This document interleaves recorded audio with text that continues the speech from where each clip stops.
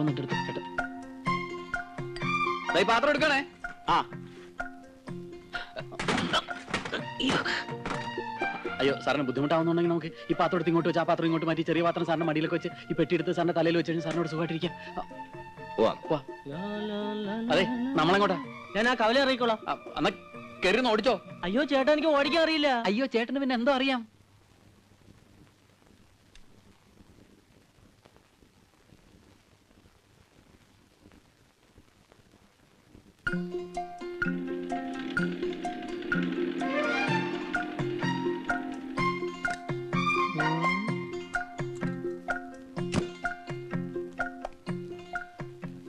ഇതേതാ ദാസേ പുതിയ ഇറക്കുമതി?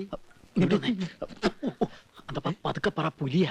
പുലിയോ? ആ അച്ചു എവിടെ നിന്ന് തപ്പിക്കൊണ്ടു വന്നതാ. അയമുട്ടിക്കാരെ വീട്ടിൽ താമസിപ്പിക്കാനാ. പുലിയാണെന്ന് ഉറപ്പുണ്ടോ? ശരീരത്തിൽ വെടികൊണ്ട 7 പാടുകൾ ഞാൻ എണ്ണി. ഇനിയുണ്ട് ബാക്കി. പേടിക്കണ്ട, അധികം അടുക്കാതിരുന്നാ മതി. ബാക്കി കാര്യം ഞാനേറ്റു. ഇനിയെല്ലാം ദൈവത്തിന്റെ കയ്യിലാ. ഭാഗ്യമുണ്ടെങ്കിൽ നമുക്ക് വീണ്ടും കാണാം. വരട്ടെ. എന്റെ കർത്താവേ, ഈ നാട്ടിലും പുലി ഇറങ്ങിയോ? അതെ, നമ്മളെ കെട്ടോള് സ്നേഹം കൂടുമ്പോ ഇന്ന അങ്ങനെ വിളിക്ക. അയമൂന്ന് ഒരു പുന്നാരത്തിന്. പൊന്നാരത്തിന് എന്ന് വെച്ച് നീ അയമുട്ടിക്കാന്ന് വിളിച്ചാ മതി കേട്ടോ.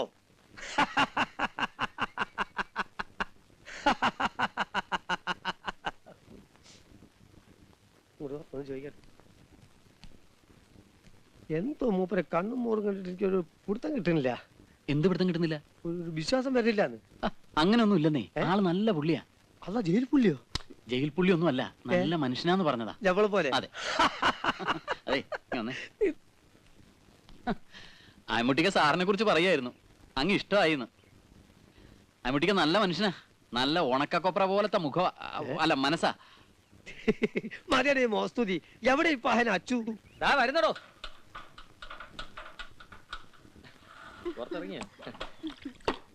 എന്താ കേറി പോടി അകത്ത്.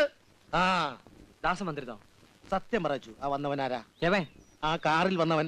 ആഹാ, നല്ല പാർട്ടിയല്ലേ. 2-3 മാസത്തേക്ക് താമസിക്കാൻ വീട് വേണമെന്ന് പറഞ്ഞ് എന്നെ ഒന്ന് മുട്ടി. ആ കാര്യത്തിന് അയമുട്ടി ഒന്ന് മുട്ടി. എന്തിനാ കിട്ടുന്ന നിമിഷം കളയുന്നത്? അല്ല ഈ കമ്മീഷൻ നിനക്ക് അനുഭവിക്കാൻ സാധിക്കുമെന്നാ എന്റെ ഇപ്പോഴത്തെ സംശയം. എന്താ ഇപ്പൊ അങ്ങനെ ഒരു സംശയം? അവൻ പുലിയല്ലേ? പുലി ആയാലെന്ത്, സിംഹായാലെന്ത്? സത്യം ദാസ് ആരോടും തുറന്നു പറഞ്ഞാൽ നിന്റെ കഞ്ഞി പാറ്റ വീഴുകയല്ലേ? അവൻ ആരോടും പറയില്ല. അവനെ എനിക്ക് നല്ല വിശ്വാസാ. അത് ഉറപ്പാ. അവന്റെ കഞ്ഞി എന്റെ കഞ്ഞി ഒന്നാ. ഇയാള് മാറിയില്ല. കർത്താവേ, ഇത് പുലി തന്നെ. മുട്ടിക്കോയാ, ഞാൻ വരെ അല്പം വൈകിയല്ലേ. കാലത്ത് 2 ഡൈവേഴ്സ് കേസ് ഉണ്ടായിരുന്നു. ഞാൻ അവിടെ ചെന്നപ്പോൾ ആകെ പ്രശ്നം. അവർക്ക് 2 പേർക്കും ഒന്നാകണമെന്ന്. ഞാൻ വിടുവോ? ഞാൻ എല്ലാ അടവും പയറ്റി കലക്കി കൈ കൊടുത്ത് 2 പേരും കണ്ണീരും കൈയുമായിട്ട് 2 വഴിക്കും പിരിയുന്ന കണ്ട ശേഷമാണ് എനിക്ക് ശ്വാസം വീണത്. ഇതിന്റെ ശ്വാസം പോയോ? സന്തോഷം, ചത്തില്ല. ആഹാ, സാറോട് ഉണ്ടായിരുന്നോ? ഞാൻ ഈ വീടൊക്കെ ഒന്ന് കാണിക്കായിരുന്നു. എന്നിട്ട് ഇഷ്ടപ്പെട്ടോ? ഉറപ്പിക്കാമല്ലോ. പിന്നെ ഉറപ്പിക്കാം. ഐശ്വര്യമായിട്ട് 100 രൂപയും തന്നെ. കമ്മീഷനല്ല, വാടക, അഡ്വാൻസ്. കമ്മീഷൻ വേറെ ഉണ്ട്. ഐശ്വര്യട്ട കൈ കൊണ്ട് നിന്നില്ലേ? അല്ല മെല്ലെ പിടിച്ചു വലി. ഈ ഇന്ത്യ മഹാരാജ്യത്ത് പരസ്പരം ചതിക്കാണ്ടും കള്ളത്തരം കാണിക്കാണ്ടും അയമുട്ടിക്കാന്റെ ഈ വീട് നമ്മൾ വാടകയ്ക്ക് കൊടുക്കുന്നു. അന്യ നാട്ടിൽ നിന്നും വന്നിരിക്കുന്ന ഈ നല്ല മനുഷ്യൻ ഈ മഹാരാജ്യത്ത് ലോകാവസാനം വരെ സന്തോഷമായിട്ട് ജീവിക്കട്ടെ എന്ന് നമുക്ക് പ്രാർത്ഥിക്കാം. ഒരു വിരോധമില്ല, പ്രാർത്ഥിക്കാം. പക്ഷെ ആ കീശയിൽ ഇടണമെന്നായിരുന്നു എന്റെ ആശ. പക്ഷെ കീശ മാറിപ്പോയി. എന്റെ കാര്യം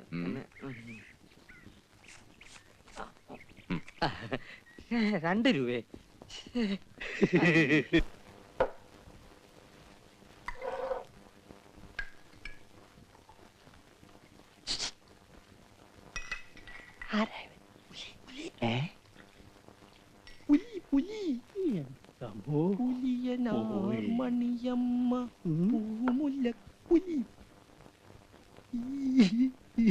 അധികം അടുത്ത് പോകണ്ട, കടിക്കും. ഒന്നും പറയാറായിട്ടില്ല. ചേരുംപടികൾ ചേർത്തുകൊണ്ടിരിക്കുകയാണ്. ഇതാ മുന്നോട്ട് നടന്നു തുടങ്ങി. അടുത്തെത്തിക്കഴിഞ്ഞു. ഇവിടെ ഇപ്പോൾ എന്തും സംഭവിക്കാം.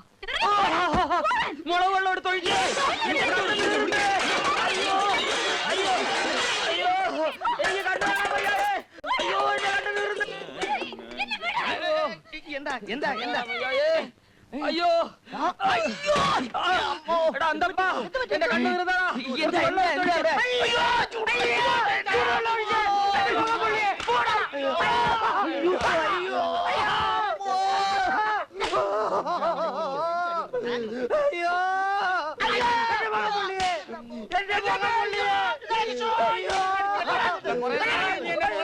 സൈക്കിൾ ട്യൂബിലെ പ്രേരണ കൊടുക്കുന്നില്ല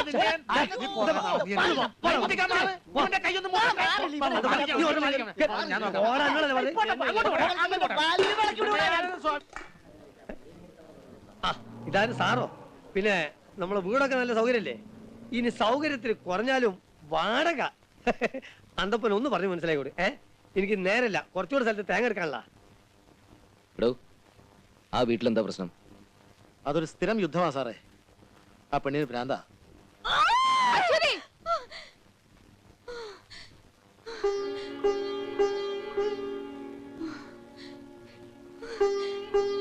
വേണ്ട, കൊല്ലം ഞാൻ എല്ലാത്തിനെയും. ഇനി ഇവിടെ ഒരുത്തനെ കൊണ്ടുവരരുത്.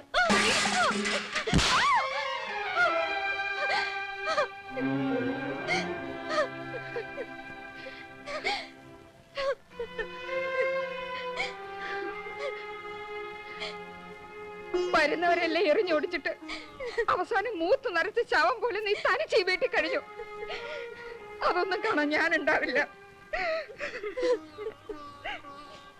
വരാൻ പോവല്ലേ നിന്റെ ദേവേന്ദ്രൻ? 11ാമത്തെ വയസ്സില് കുടുംബത്തെ കുത്തുവിളക്കിന്റെ കൈപ്പിടിയും കട്ടുവിട്ടിട്ട് തൊണ്ടയുടെ തല്ലു വാങ്ങി നാട് വിട്ട് ഓടി. ഒടുവിൽ അർദ്ധരാത്രി ആറ്റിച്ചടിച്ചത്ത നിന്റെ മറ്റവന്റെ പ്രേതത്തെ കാത്തിട്ടാണോടി ഊരിപ്പെട്ടുള്ള നീ ഇരിക്കുന്നത്? അമ്മേ പറയും, 100 വട്ടം പറയും. പാലേട്ടൻ മരിച്ചത് അമ്മ കണ്ടോ? കണ്ടില്ലേ? നീയും കണ്ടില്ലേ? അളിഞ്ഞ ശവം കരയ്ക്ക് കയറ്റി അവന്റെ അച്ഛൻ കെട്ടിപ്പിടിച്ച് കരയുന്ന നീ കണ്ടില്ലേ? അത് പാലേട്ടനാണെന്ന് എല്ലാവരും കൂടി പറഞ്ഞിട്ടല്ലേ പാലേട്ടന്റെ അച്ഛൻ കരഞ്ഞത്? എന്റെ ദൈവമേ, ഈ കുട്ടിയുടെ ബുദ്ധി മുഴുവനും ആ കിളവൻ പറഞ്ഞു മാറ്റിയിരിക്കുക. സ്വന്തം മകനാ തന്തയ്ക്ക് ചത്തില്ലായിരിക്കും, പക്ഷെ എനിക്കവൻ ചത്തു. മനസ്സിലായില്ലേ? എനിക്കവൻ ചത്തുന്ന്.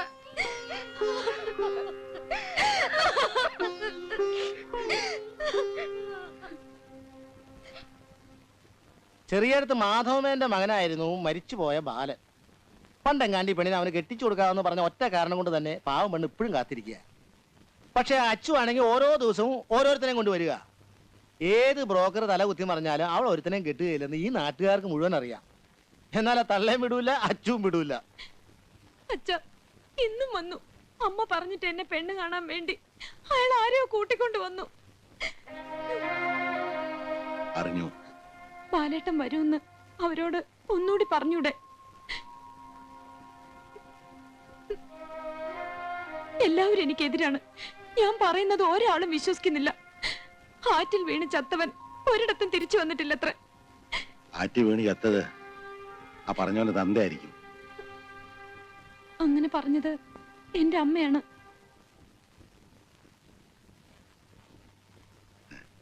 അത് അമ്മ എന്നോടുള്ള ദേഷ്യം കൊണ്ട് പറഞ്ഞതാ. ഞാൻ മാത്രമല്ല, അവള് എന്റെ മോനെ നിനക്ക് തന്നതാ. ബാലൻ മരിച്ചിട്ടില്ല.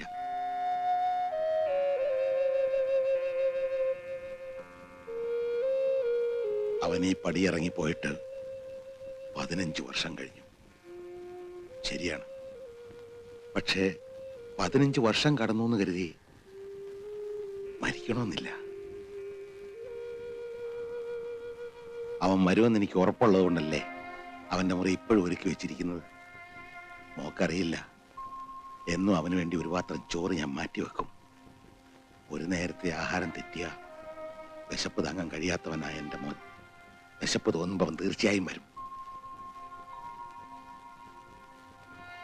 വിശ്വസിച്ചോ? എന്നിട്ട് നിന്നെ എൻ്റെ മരുമോളാക്കി ഈ വീട്ടിലേക്ക് ഞാൻ കൊണ്ടുവരും.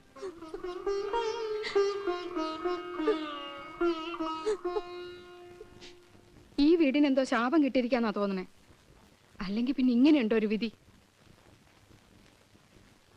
ദാസം പറഞ്ഞ ഏട്ടന്റെ ഈ പിടിവാശി മാറും. ഞാൻ പറയാഞ്ഞിട്ടല്ല, ഈ പ്രായമുള്ളവരോടൊക്കെ പറയാൻ ഒരു മടിയുണ്ടാവും, അതെനിക്കറിയാം. എത്ര നല്ല കുടുംബത്തിൽ നിന്നാ വന്നു പോണെന്നറിയോ? ഇവള് കാരണം ആരുടെ മുഖത്ത് നോക്കാൻ പറ്റില്ലാണ്ടായി. ചിലപ്പോ അങ്ങ് ചത്തുകളഞ്ഞ എന്തെന്നൂടെ തോന്നും. ഏതായാലും ഞാൻ അശ്വതിയോട് ഒന്ന് സംസാരിച്ചു നോക്കാം. പെൺകുട്ടികളായി ഇങ്ങനെ പിടിവാശി കൊള്ളില്ല. നിങ്ങൾ പറയുന്നത് അനുസരിക്കില്ല. ഞാൻ പറഞ്ഞാലേ അല്ല, ഒന്നുമില്ല. ഞാനിങ്ങനെ അമ്മയുമായിട്ട് അശ്വതിയുടെ കല്യാണക്കാര്യത്തെ കുറിച്ച് പറയുമായിരുന്നു. അതെ അതെ, ഞാനും കേട്ടു. എല്ലാവരും ഇങ്ങനെ പറയുമ്പോ ഞാനും അങ്ങ് തീരുമാനിച്ചു. ഇനി ഞാൻ കല്യാണമേ കഴിക്കുന്നില്ലാന്ന്. എപ്പോ നോക്കിയാലും കാര്യം. എന്താ നീ പറഞ്ഞത്? എന്റെ ദൈവങ്ങളാണ് സത്യം. ഈ പണിക്കർ പറഞ്ഞാൽ കുറി തെറ്റിൽ. മുത്തപ്പനെ വിശ്വസിച്ചാൽ മുത്തപ്പൻ രക്ഷിക്കും. അവിടെയുള്ള പാറക്കല്ലുകൾക്ക് വരെ വിളിച്ചാൽ വിളി കേൾക്കുന്ന ശക്തിയുണ്ടത്രേ. അതെന്താ പണിക്കരെ അവിടെ മാത്രം ആ പാറക്കല്ലുകൾ ഉണ്ടായത്? ആ, അതൊരു വലിയ കഥയാണ്. പണ്ടൊരിക്കൽ അന്യനാട്ടിൽ നിന്ന് മുത്തപ്പൻ എന്നൊരു ഭിക്ഷക്കാരൻ ഈ നാട്ടിലെത്തി. ഒന്ന് കിടന്നുറങ്ങാൻ സ്ഥലം വേണമെന്ന് പറഞ്ഞു വന്ന മുത്തപ്പനെ ഈ നാട്ടിലെ രാജാവ് കളിയാക്കി. എന്നിട്ട് നിലയില്ലാത്ത ഒരു കുളം കാണിച്ചു കൊടുത്തിട്ട് പറഞ്ഞു, ദേ അതിനകത്ത് കിടന്നുറങ്ങിക്കോളാൻ. ഒന്നും ഉരിയാടാതെ നാട്ടുകാർ നോക്കി നിൽക്കെ ആ മനുഷ്യൻ കുളത്തിലേക്ക് ഇറങ്ങിപ്പോയി. രാവിലെ സൂര്യൻ ഉദിക്കുമ്പോൾ കാണുന്നത് കുളമാകെ ഉരുളൻ പാറക്കല്ലുകൾ കൊണ്ട് നിറഞ്ഞ് അതിന് മുകളിൽ കിടന്നുറങ്ങുന്ന മുത്തപ്പനെയാണ് നാട്ടുകാർ കണ്ടത്. അങ്ങനെ ആ സ്ഥലം മുത്തപ്പൻ കാവായി. അവിടെയുള്ള പാറക്കല്ലുകൾ പട്ടിൽ പൊതിഞ്ഞ് ഓരോ ദിവസവും ഓരോന്നായി കെട്ടണം. അങ്ങനെ 101 തികയതിനു മുമ്പായി നമ്മുടെ ആഗ്രഹം സാധിക്കും. നീ ഇന്നു മുതൽ തുടങ്ങിക്കോളൂ, നിന്റെ ബാലൻ വരും. മുത്തപ്പനാണ് സത്യം.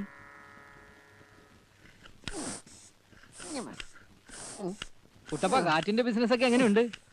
ഒന്നും പറയണ്ട സാറേ, ഇപ്പോഴത്തെ സൈക്കിളിനൊന്നും കാറ്റിന്റെ ആവശ്യം ഇല്ലെന്ന് വന്നിരിക്കുക. കാറ്റിന്റെ ആവശ്യം ഇല്ലേ? ഓ, എല്ലാം ഇപ്പൊ കമ്പ്യൂട്ടറിലല്ലേ ഉള്ളുന്നത്. കാറ്റ് റെഡി. അയ്യോ, എന്റെ കാറ്റ് പോയി. എന്നെ എവിടെയെങ്കിലും ഒന്ന് ഒളിപ്പിച്ചടാ, എവിടെയെങ്കിലും ഒളിപ്പിക്കാം. അയ്യോ എന്റെ അമ്മ, ഞാൻ ഇങ്ങോട്ട് ഓടും. അയ്യോ, കത്തില്ലാത്തോണ്ട് തന്നെ ഓടുന്നത്. സത്യം പറഞ്ഞ ഇന്ന് വരെ അശ്വതിയുടെ പേരിൽ ഒരു കത്തും തപാൽ ഓഫീസിൽ വന്നിട്ടില്ല. വന്നാ ഞാൻ തരാതിരിക്കുവോ? ഇല്ല, തരാതിരിക്കുവോ?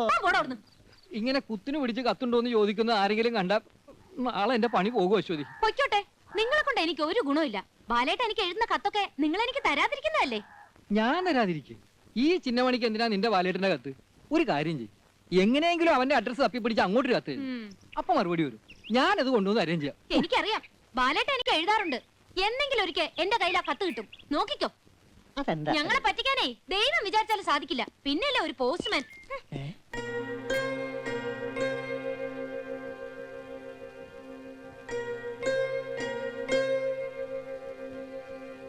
എന്താണോ നോക്കുന്നത്? പോടോ.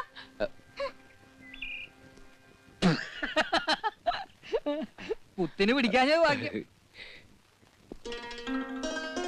പിന്നെ ഞാനൊരു തമാശ പറഞ്ഞാൽ അതൊരു തമാശയായിട്ട് തോന്നിയ ഒന്ന് ചിരിച്ചേക്കണം. അല്ലെങ്കിലോ? അല്ലെങ്കിൽ ഒരു മറുപടി. പേടിക്കാനൊന്നുമില്ല, ചെറുതായിട്ടൊന്ന് ഞെട്ടും, അത്രേ ഉള്ളൂ. പറയട്ടെ, എനിക്ക് ഹലോ.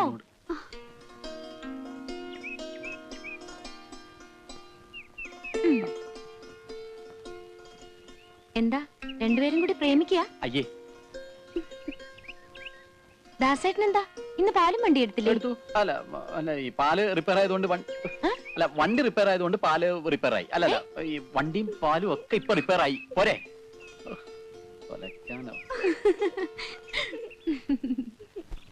നിന്റെ കളിതമാശ കുറച്ച് കൂടുന്നുണ്ട് കേട്ടോ. അല്ലെങ്കിൽ ആളും തരം നോക്കി സംസാരിക്കാൻ നിനക്കറിയില്ല. അയ്യോ, സംസാരിച്ചത് കുഴപ്പമായല്ലേ? ആ, ബാലേട്ടൻ ഇങ്ങോട്ട് വന്നോട്ടെ, ഇതിനൊരു തീരുമാനം ഉണ്ടാവോ നോക്കാം. പോടി അവിടുന്ന്, നിനക്ക് വട്ട.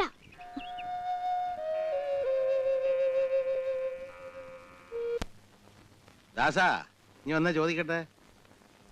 എന്തോ? നീ കാറിനകത്തൊരു മദാമൻ കയറ്റി എങ്ങാണ്ടൊക്കെ വട്ടം കറങ്ങിന്ന് കേട്ടല്ലോ. വട്ടം കറങ്ങിയൊന്നുമില്ല. അവര് കലാമണ്ഡലത്തിലേക്കുള്ള വഴി ചോദിച്ചു, ഞാൻ നേരെ അവിടെ കൊണ്ടുവന്ന് ഇറക്കി. നീ അവരുടെ ഏത് ഭാഷയിലാ സംസാരിച്ചേ? ഇംഗ്ലീഷില്. അപ്പൊ നീ ഒരുപാട് കഷ്ടപ്പെട്ട് കാണുമല്ലോടാ ദാസാ. അറിയാൻ വയ്യാത്ത ഭാഷ ആയതുകൊണ്ട് വലിയ കഷ്ടപ്പാടം ഉണ്ടായില്ല. ബാലന്റെ അമ്മ പഠിച്ചിരുന്ന ഡൽഹിയിലാ. എന്താ അവരുടെ ഇംഗ്ലീഷ്? അവിടെ ബന്ധത്ത് ജനിച്ചു എന്നല്ലാതെ അവളെ വിവാഹം കഴിക്കാൻ എനിക്ക് എന്താ ഒരു അർഹത?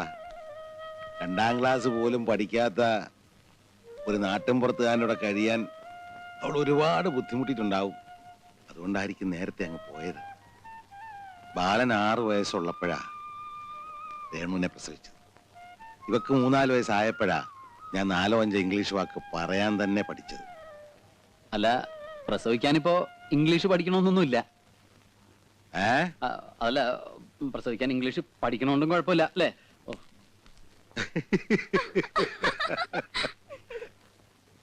അവൻ നല്ലവനാ. നിന്റെ അമ്മയുടെ ചാത്തത്തിന് പേരൂരി എന്നപ്പോഴാ അവൻ ജോലി ചോദിച്ച് എൻ്റെ അടുത്ത് വന്നത്. അനാഥനാന്ന് പറഞ്ഞപ്പോ ഞാനിങ്ങ് കൂട്ടിക്കൊണ്ടു പോകും. പാവാ. മരിക്കുന്നതിന് മുമ്പ് അവന് എന്തെങ്കിലുമൊക്കെ ചെയ്തു കൊടുക്കണമെന്ന് ആഗ്രഹമുണ്ട്. ആ സമയം വരുമ്പോ എല്ലാം നടക്കുമല്ലേ മോളെ?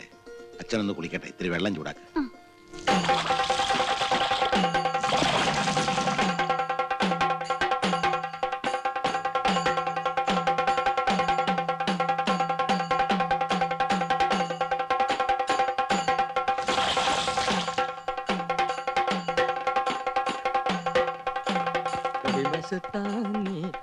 സാറെന്താ ഇവിടെ നിൽക്കുന്നത്? അങ്ങോട്ട് പോണില്ലേ? എന്താ ഇവിടെ? എന്ത് പറയാനാ എന്റെ സാറേ, മരിച്ചുപോയ ഒരുത്തൻ തിരിച്ചു വരാൻ വേണ്ടി ആനയെ കൊണ്ട് 101 കുടം വെള്ളത്തിൽ ആ പെങ്കൊച്ചിനെ കുളിപ്പിക്കുക. പെണ്ണിനും തന്തയ്ക്കും വട്ടെന്നല്ല, എന്താ പറയാ. ഏതായാലും ഇത് കഴിഞ്ഞ് സദ്യ ഉണ്ടാവും. പത്മനാഭനാണോ ശങ്കരക്കുട്ടിയാണോ? ഏത്? അല്ല, ആനയെ. പത്മനാഭനാണെ 2 പാപ്പാമാരെ വലിച്ചു കീറിയതാ. എന്നാ പോട്ടെ, ഇവിടെ തന്നെ നിന്നോ, ആന വരും.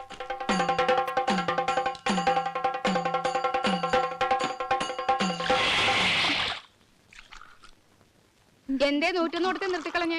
1001 ആവായിരുന്നില്ലേ? ചന്നി കയറി ചാവായിരുന്നു. ചുക്ക് കാപ്പിയാ, ഇത്തിരി കുടിച്ചോളൂ, പനിക്ക് ഇത്തിരി ആശ്വാസം കിട്ടും. കുടിക്കാനാ പറഞ്ഞേ. ഞാൻ കൊടുത്തോളാം. ഇത് കുടിക്കില്ല കുട്ടിയെ, ഇതിന്റെ തലയിലെടുത്ത് വേറെയാ. എഴുതിയ ദൈവത്തിന് പോലും അതിപ്പോ വായിക്കാൻ ബുദ്ധിമുട്ടാ. അല്ല പിന്നെ അനുഭവിക്കുക തന്നെ, ഇല്ലണ്ടപ്പോ എന്താ ചെയ്യാ? സാരല്ല, ഉറങ്ങിക്കോളൂ. ഓം ഹ്രീം സ്വാഹ, ഓം സ്വാഹ.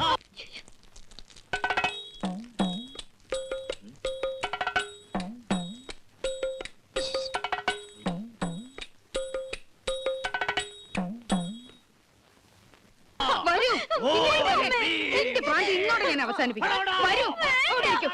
ഇരിക്കാൻ, അങ്ങോട്ട് കെട്ടുപണിക്കരെ. എന്നെ ചതിക്കാനാ. ശൈവഭൂതങ്ങളെയും അവരുടെ മരുമക്കളെയും ഞാൻ കെട്ടിയ ഈ ഉറുക്ക് ധൈര്യത്തില് കയ്യിൽ കെട്ട്. ഇനി ഒരുത്തന്റെ ചിന്തകളും ഇവളെ ബാധിക്കുകയില്ല. സകല ബാധകളും ഒഴിഞ്ഞു മറഞ്ഞു പോകും.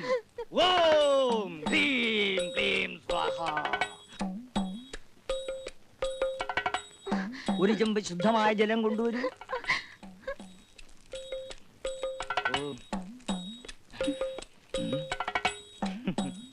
മോള് പേടിക്കണ്ട, ഞാൻ ഇതിൽ ഊറിയത് തിരിച്ചടിക്കണ കാറ്റല്ല, നേരെ അടിക്കണ കാറ്റാണ്. നിന്റെ മനസ്സിൽ ആരാണോ ഉള്ളത് അവൻ വരും, അവനെ മതിയായിരുന്നു. ഓം കൊണ്ടാ. അയ്യോ എന്റെ കുഞ്ഞ്. പേടിക്കണ്ട, ധൈര്യമായിട്ട് കെട്ടിക്കോളൂ. കെട്ടിത്തീരുന്നവരെ കുട്ടി അറിയൂല. തൊട്ടുഴിയാടാതെ കെട്ടു, തൊട്ടുഴിയാടാതെ കെട്ടാൻ. തിരിഞ്ഞു നോക്കരുത്. എവിടെയാ കെട്ടണ്ടേ? തിരിഞ്ഞു നോക്കരുത്, തൊട്ടുഴിയാടാതെ കെട്ടു. എങ്ങനെയായാലും പണിക്കരുടെ ഇത്തവണത്തെ മന്ത്രം ഫലിച്ചു എന്നാ തോന്നുന്നത്.